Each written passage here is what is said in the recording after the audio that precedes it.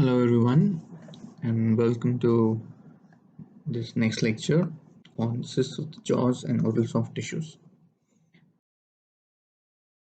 So the learning outcomes for this topic are as follows. By the end of the topic, you should be able to classify cysts of the jaws, distinguish the clinical, histopathological and radiographic features of radicular cyst, dentigerous cyst and odontogenic keratocyst, and lastly identify the significance of a histopathologic report of cystic lesions and select the treatment options.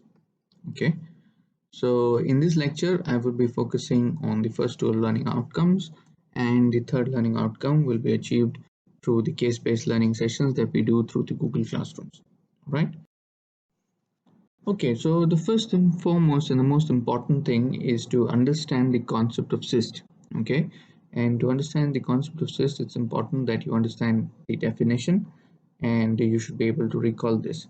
Right, so a cyst is defined as a pathological cavity having fluid, semi-fluid or gaseous contents and which is not created by the accumulation of pus.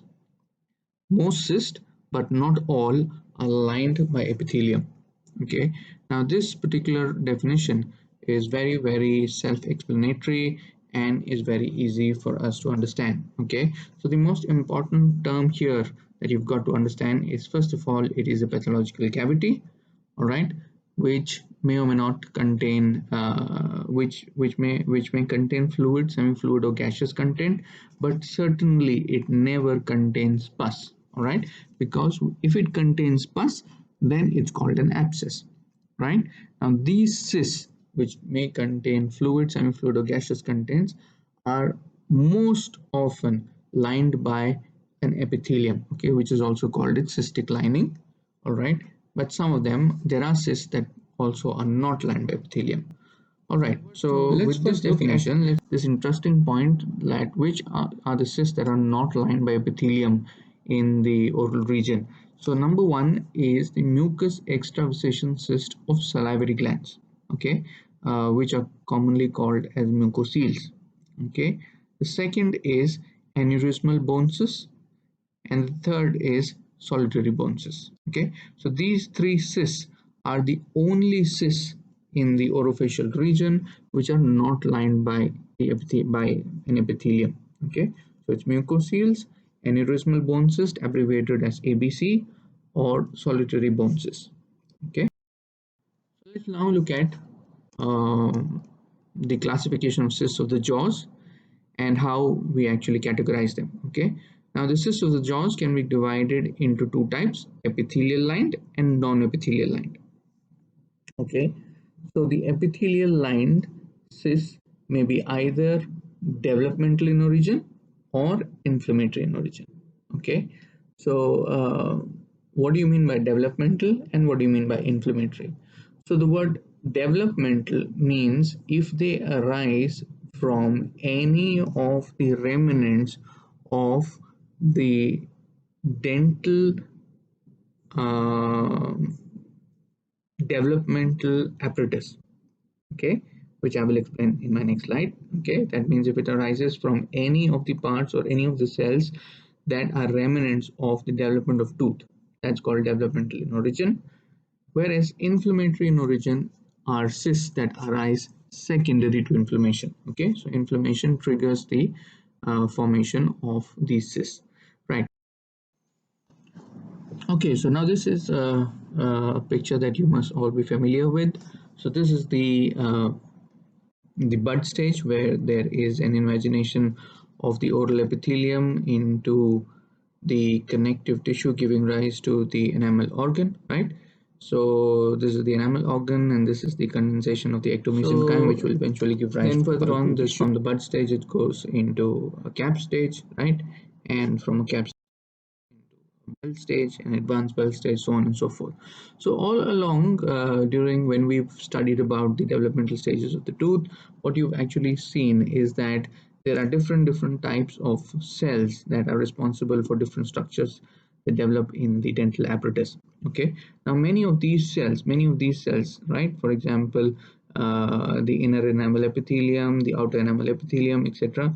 They eventually give rise to structures which remain on the fully developed surface of the tooth until the stage of eruption. Okay, and many a times during the stage of eruption or even after, many of these cells which remain entrapped in the jaw sometimes gives rise to pathologies, and one of these pathologies that they give rise to are cysts. So if these cysts arise from any of these remnants of the developmental apparatus of the tooth structure, then they are called developmental cysts of developmental origin. Okay, and we will now see how various cysts arise, from what cells they arise, and what cyst they give rise to. Okay, so yeah, this is again showing you the Hertwig's root sheath, again remnants of which are present scattered inside the jaw and do give rise to a type of cyst. Okay, so let's first look at the developmental origin, cysts of developmental origin of the jaw. Okay, so you have odontogenic and you have non-odontogenic. So under odontogenic, we have dentigerous cyst, we have odontogenic keratocyst, you have gingival cysts of infants, you have gingival cysts of adults, you have eruption cyst, you have developmental lateral periodontal cyst, you have botryoid odontogenic cyst, we have glandular odontogenic cyst, and calcifying odontogenic cyst. Okay. Non-odontogenic cysts of the jaws that are present are midline palatal raphe cysts of infants, nasopalatine duct cyst, and nasolabial cyst. Okay, so these is the broad classification of developmental cysts. So again, I'll just recall. So we have, when we talk of cysts of the jaws, we have developmental in origin and we have inflammatory in origin. So we've spoken about developmental. Under that, you have odontogenic in origin and non-odontogenic in origin.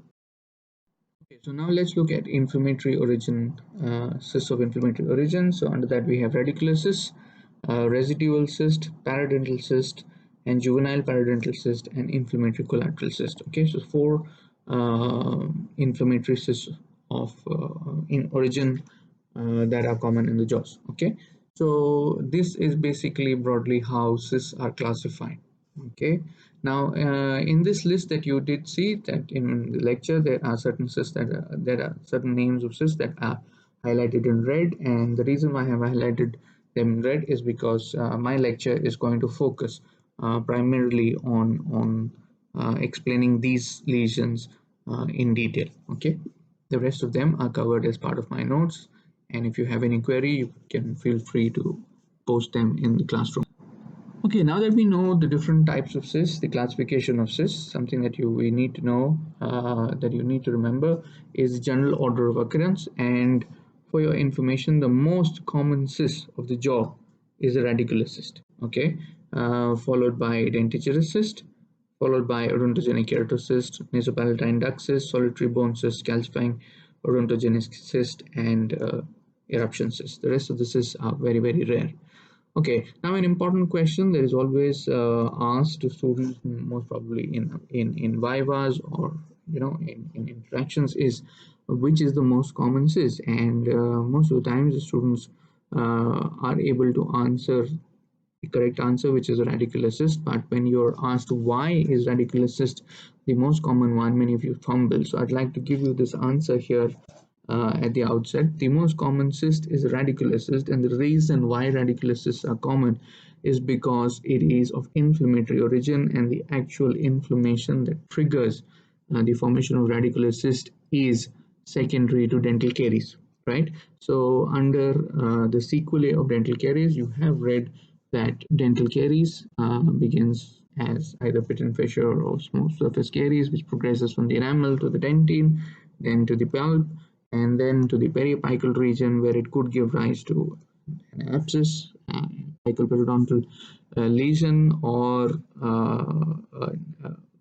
acute abscess or chronic abscess, or granuloma, or eventually a cyst. So the cyst that we are talking about is actually the radicular cyst. So because dental caries is very common, and that it acts as an inflammatory trigger, for the formation of radicular cysts. That's the reason why radicular cysts are more common, okay, as compared to dentigerous cysts, which is developmental in origin. All right. Now, as we look forward, we will see various differences between radicular cysts, dentigerous cysts, and odontogenic cysts, which is the primary focus of my lecture. Okay, so let's look at dentigerous cysts. So dentigerous cysts are also called follicular cysts.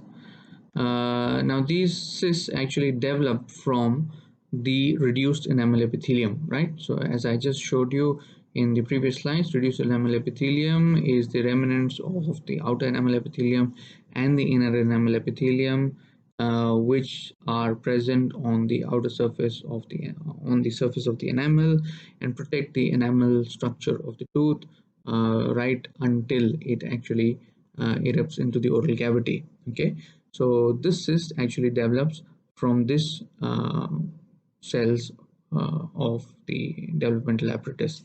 Now this is the commonest developmental cyst. That means 20% of all developmental cysts are dentigerous cysts. It is thought to originate with the accumulation of fluid between the reduced enamel epithelium and the completed tooth crown, which I've just explained to you, right? So the common site are mandibular third molars, maxillary canines, and maxillary third molars. Okay, so 10% of these cysts are associated with impacted teeth. Most commonly, they're always associated with impact. And this is a tooth, okay, a crown structure with the cyst. So if you notice, this is the tooth structure here, the impacted tooth. This would have been the impacted tooth, and this is the lumen of the cyst, and this is the entire cyst structure. Okay, so this being a dentigerous cyst, okay, has a typical feature where the cyst is attached to the cemento-enamel junction. All right, so cemento-enamel junction. So basically, the accumulation of fluid between the reduced enamel epithelium and the crown structure gives rise to this cystic space, which contains either fluid, semi-fluid, or gaseous content. And when we actually biopsy this cyst, you will find a lining, right? Most cysts are diagnosed based on their type of lining, okay, which you will understand as. Now, this dentigerous cysts are common in second to third decade. They show a male predilection. Okay, usually patients are asymptomatic, but large lesions may cause displacement or resorption of adjacent teeth and pain. Okay, bilateral or multiple cysts are generally associated with syndrome. Very rare. Okay, so radiographically, what do we see? We usually see a unilocular radiolucency. Okay, what do you mean by a unilocular radiolucency? Basically, unilocular radiolucency means if you have a tooth structure like this. Okay, let's imagine that this is the tooth structure.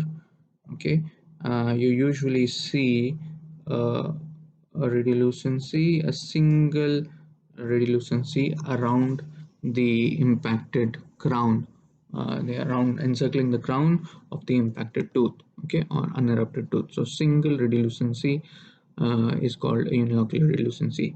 Now there are various radiological types that have been categorized based on their presentation radiographically. So they call central type and OPG here. Okay, clearly showing you an impacted tooth. The tooth is very close to the base of the mandible here, to the lower part of the mandible. It's an impacted tooth, and then you're seeing a large radiolucency, right, that has led to resorption of the adjacent tooth, as well as pressure effects on surrounding structure on the surrounding tooth. And this most probably could be dentate.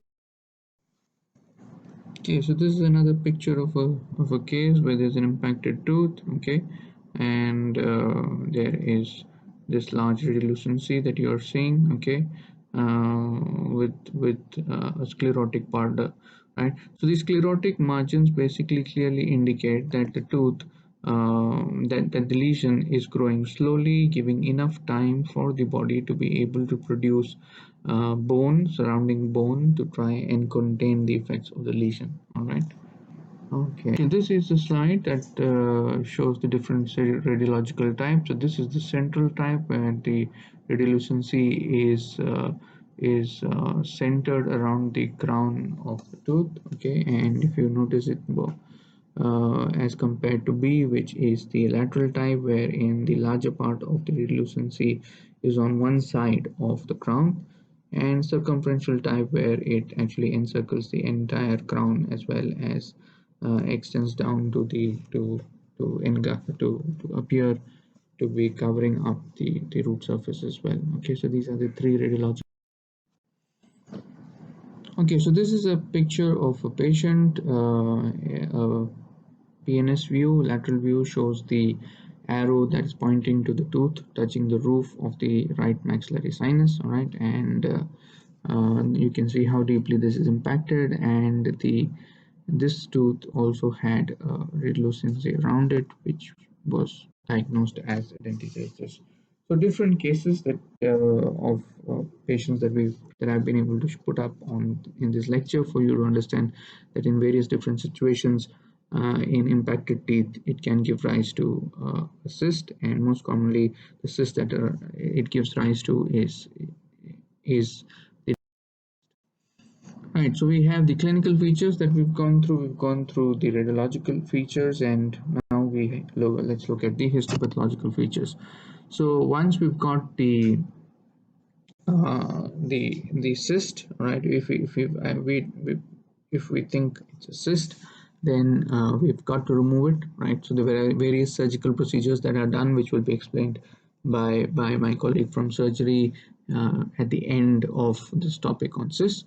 All right, and when we remove the tissue, it is important to send it to the lab to get the final diagnosis as to what it looks histopathologically. Okay, this is also important to first of all confirm the diagnosis, second of all to determine prognosis. Okay, so in dentigenesis, what do we see? Well, we see a thin connective tissue wall with a thin stratified squamous cell lining. Okay, why do we see a thin stratified squamous cell lining? Well, because it's remnants of the reduced enamel epithelium. Okay, so the cyst lining is characterized by uniform non-keratinized epithelium. Okay, two to four cell layer, flat or cuboidal, and often resembling the reduced enamel epithelium, as I just mentioned. There are no retipecs that are seen. Okay, and this is the gross appearance. So this is the impacted tooth, this is the attachment of the tissue to the CEJ, and this is the cyst lumen, and this is the cyst lining, and of course the exterior part is the wall of the cyst. Okay, so this is the histopathological appearance. So now the tooth has been decalcified and sectioned along with the attached cyst. So if you clearly look at this, this is the tooth, right? And this is the cyst lumen, right? This white space is the cyst lumen, and this is the content of the cyst. And what we're more interested in is actually a section that shows us the the higher power view, so that we can see the lining in order to be characterized whether it's a dentigerous cyst or it's some other cyst. All right, so impacted tooth associated, tissue attached to the CEJ, and this is how it looks. So in the anatomy of a cyst, this is the cyst lumen, this is the cyst lining, and this is the cyst fibrous capsule or the wall of a cyst. Now, when we look closely, this is how the lining looks. So the lining is clearly just 2 to 4 cell layered, and it's composed of non-keratinized stratified squamous epithelium, okay, which clearly resembles the reduced enamel epithelium. Thus, the diagnosis of dentigerous cyst. Right, so we have a cyst which is arising secondary to, commonly associated with impacted teeth, and it's a dentigerous cyst. So what happens if these cysts are not treated? If patient refuses to get treatment done, or there's a delay in getting treatment, what could happen? Well, the answer to that is there are certain complications that can arise in these patients. Number one complication is that this dentigerous cyst lining can give rise to an ameloblastoma. And ameloblastomas are benign odontogenic tumors which are very persistent. They are slow growing, persistent, and cause huge swellings and damage to surrounding structures. Okay.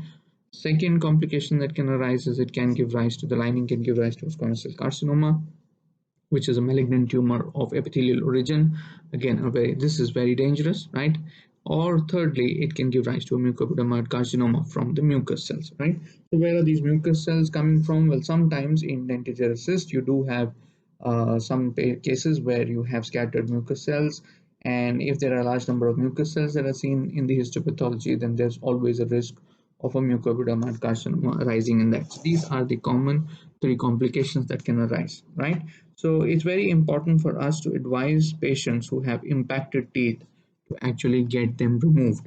So the reason why we do that is because impacted teeth can give rise to cysts, can also give rise to odontogenic tumors, right? So that is the rationale behind why dentists advise patients who have impacted teeth to generally get them removed. Okay, and if they are very deep-seated impacted teeth, then patient should be on regular follow-up to try and monitor them.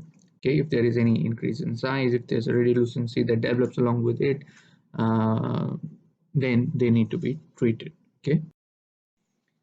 So the treatment for dentigerous cyst is enucleation, okay, along with removal of associated tooth. And in large dentigerous cysts, the treatment basically that the treatment approach that the surgeons usually take is something called as marsupialization. Okay, so I'm going to take this. I mean, as I've just mentioned to you, I'm going to call in my surgical colleague when we've actually gone through this entire topic of cysts over the period of the next couple of weeks to actually explain in detail how an enucleation is done and how a marsupialization is done, right? So for now, if you do keep this in mind, that the two treatment options that we have for dentigerous cyst could be enucleation for small cysts and marsupialization for large cysts. That should be good enough at this point. Okay, thank you.